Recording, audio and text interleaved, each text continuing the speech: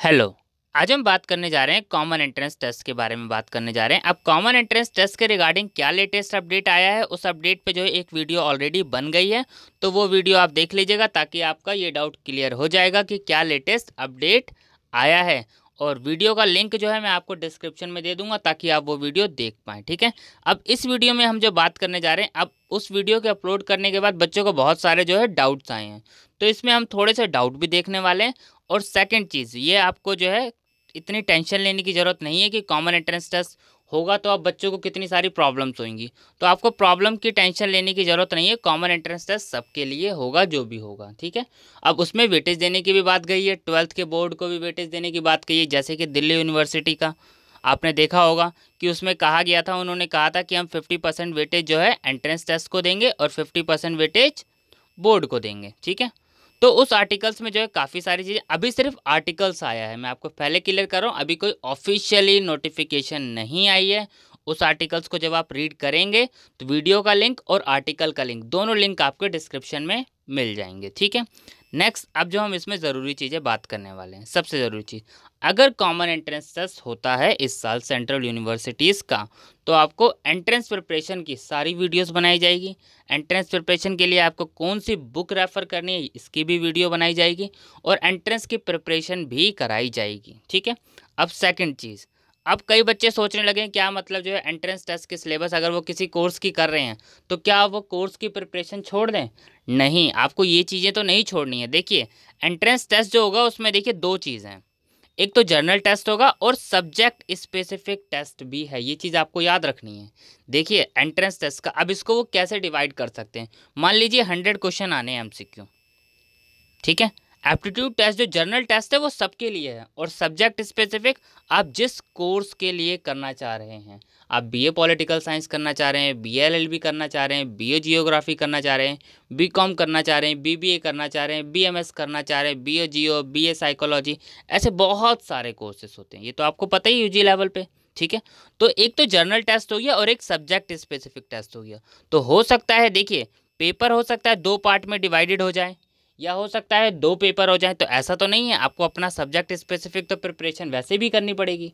और journal test की अगर हम बात करें तो देखिए क्वांटिटेटिव पार्ट आप देखते ही हैं, पढ़ना पड़ता है आपको, वैसे भी रीजनिंग पार्ट भी आपको काफ़ी हद तक पढ़ना ही पड़ता है।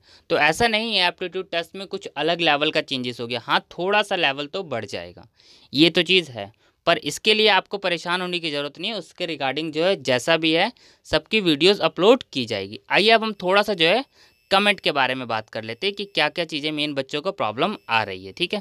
सबसे ज़रूरी जो बच्चे बोल रहे थे क्या एग्ज़ाम कंप्यूटर बेस होगा, बिल्कुल, ये जो एग्ज़ाम होगा वो एग्ज़ाम होगा कंप्यूटर बेस होगा, ठीक है। इससे आपको ये आसानी रहेगी कि आप जहाँ पर भी हैं हो सकता है सेंटर वहाँ पे आपको मिल जाए। अब आपको कहीं पर्टिकुलर लोकेशन पे जाने की ज़रूरत नहीं पड़ेगी, ठीक है। जैसे आपको एंट्रेंस टेस्ट देने के लिए दिल्ली आना हो पड़ता था, तो ऐसे नहीं है। तो एनटीए के काफ़ी सेंटर हैं, तो आपको हो सकता है घर के आसपास ही आपका एग्ज़ाम सेंटर मिल जाए, ठीक है। नेक्स्ट बच्चे एक और चीज़ डाउट पूछ रहे थे, क्या पीजी का कॉमन एंट्रेंस टेस्ट होगा? देखिए पीजी के रिगार्डिंग कोई ऐसी बात नहीं कही गई है, उसमें आर्टिकल्स में भी लिखा हुआ और ये बात पहले भी चल रही है, तो इस चीज़ से रिलेटेड आप डाउट मत पूछिए। अगर पीजी से रिलेटेड है आपका तो आप अपने जिस भी यूनिवर्सिटीज़ की प्रिपरेशन कर रहे हैं आप प्रिपरेशन करते रहिए, उसके रिगार्डिंग कोई अपडेट नहीं है, ठीक है। तो और दूसरी बात करें, देखिए कॉमन एंट्रेंस टेस्ट के रिगार्डिंग अगर हम बात करें तो देखिए अभी जब तक यूजीसी से फाइनल अप्रूवल, ठीक है, एनटीए भी कुछ साइट पे अभी अपडेट, अभी ऑफिशियली कुछ नहीं है। देखिए अभी जस्ट आर्टिकल्स हैं, तो हम आर्टिकल के बेसिस पे जो जैसा हो सकता है हम उस पर ही बात कर सकते हैं, ठीक है।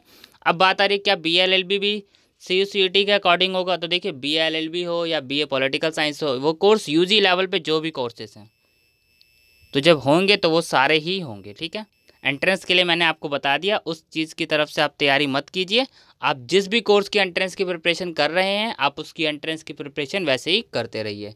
ऐसा ना हो आप ना करें और सिलेबस में आए कि ये सब तो सिलेबस है, पढ़ाई वेस्ट नहीं होती, तो इसलिए जो है ये चीज़ ना करिए, आप अपने एंट्रेंस की प्रिपरेशन करते रहिए।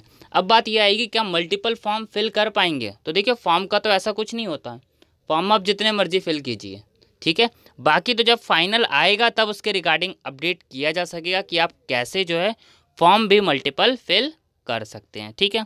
अब देखिए इसमें हम थोड़ी सी और बात कर लेते हैं। एग्ज़ाम का मैंने बता दिया और CUCET conduct NTA national testing agency मैंने आपको बता दिया, ठीक है। एग्ज़ाम कंडक्ट करवाना बहुत बड़ी डील नहीं है, एग्ज़ाम एनटीए कंडक्ट करवा सकता है क्योंकि एनटीए बहुत सारे एग्ज़ाम्स कंडक्ट करवाते हैं, ठीक है। जैसे मैं बात करूँ यूजीसी नेट का, नीट का, आप देखेंगे बहुत सारे एग्ज़ाम और लाखों कैंडिडेट्स के एग्ज़ाम होते हैं। तो एनटीए एग्ज़ाम कंडक्ट करवा सकता है, बट जब अप्रूवल उनके पास चीज़ें आएगा तब। तो फाइनली जो है डिसाइड यूजीसी जब फाइनल अप्रूवल देगी, जब सारी चीज़ें होगी तभी होएगा। एनटीए एग्ज़ाम कंडक्ट करवाने के लिए कैपेबल है क्योंकि ऑलरेडी वो बहुत सारे एग्ज़ाम्स कंडक्ट करवाते हैं, ठीक है, और बहुत बच्चे होते हैं, ठीक है। और एडमिशन सिर्फ यूजी प्रोग्राम की बात कर चल रही है, ठीक है। फॉर्मेट में इन्होंने बोला है कि एप्टीट्यूड टेस्ट रहेगा और सब्जेक्ट स्पेसिफिक रहेगा। अब इसको वो कैसे भी बांट सकते हैं। अब मान लीजिए उन्हें 100 मार्क्स के एमसीक्यू क्वेश्चन बनाने हैं, एक एग्जांपल ले लेते हैं हम, तो हो सकता है 25 मार्क्स जो है आपके जर्नल क्वेश्चन बना दें, 75 सब्जेक्ट स्पेसिफिक बना दें, या हो सकता है 50 मार्क्स के जो है आपके जर्नल टेस्ट के क्वेश्चन हो जाएं और 50 मार्क्स के सब्जेक्ट स्पेसिफिक हो जाएं। तो ये कैसे भी हो सकता है, ऐसा नहीं है कि सब्जेक्ट स्पेसिफिक का वेटेज नहीं रहेगा। सब्जेक्ट स्पेसिफिक का वेटेज रहने के चांसेस ज़्यादा होते हैं।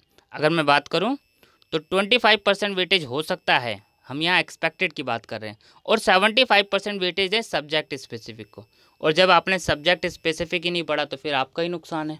सबसे ज़रूरी ये चीज़ आपको ध्यान रखनी है, ठीक है। हाँ, जो बच्चों की मैथ्स वीक है थोड़ा, उनको थोड़ा सा मैथ्स वैथ्स इस पर थोड़ा सा वर्क करना पड़ेगा, ठीक है। और एप्टीट्यूड टेस्ट जो है जहाँ मैंडेटरी होगा सबके लिए, ये चीज़ आपको याद रखना है। आपके पास बस चॉइस रहेगी कि आप कोई सा भी सब्जेक्ट चूज़ कर सकते हैं, आप किसी भी कोर्सेज में अप्लाई कर सकते हैं, ठीक है, ताकि आप जो कोर्स फिल करना चाहें वो कोर्स फिल कर सकते हैं, क्योंकि अब आपको एक जनरल टेस्ट देना और सब्जेक्ट स्पेसिफिक टेस्ट भी देना है, ठीक है। अब नेक्स्ट देखिए, जो सब्जेक्ट स्पेसिफिक टेस्ट होगा, ठीक है, इसके लिए जो है एक वीडियोस कल अपलोड करी जाएगी, ठीक है। उसमें आपको अपना कोर्स मेंशन करना है, आपको क्या क्या मेंशन करना है मैं आपको उस वीडियो में बता दूंगा। तो उसमें आपको सबसे ज़रूरी, ताकि सब्जेक्ट स्पेसिफिक की प्रिपरेशन आपकी कराई जा सके, कि मुझे अंदाज़ा लग जाए कि किन किन कोर्सेज़ के कितने बच्चे हैं। आप BA LLB के हैं तो BA LLB आप उसमें अपना कोर्स मेंशन कर देंगे, मैं आपको वीडियो में बता दूंगा आप क्या क्या मेंशन उसमें करना है, ठीक है। और आगे भी जो है इससे रिलेटेड वीडियोस अपलोड होती रहेगी, क्या उसमें रिजर्वेशन ख़त्म होगा या नहीं होगा, तो ऐसे कर करके सारी वीडियोस अपलोड होती रहेगी, आप लोगों को परेशान होने की ज़रूरत नहीं है, ठीक है। Thank you.